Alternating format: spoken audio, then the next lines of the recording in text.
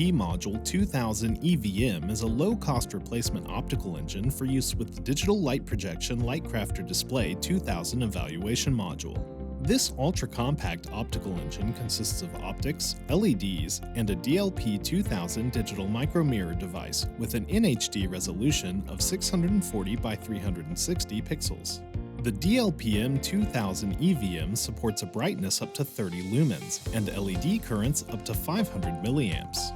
It uses the same electronic connections as the stock optical engine and can be swapped into the system without any modification to the DLP-DLCR2000EVM's board firmware.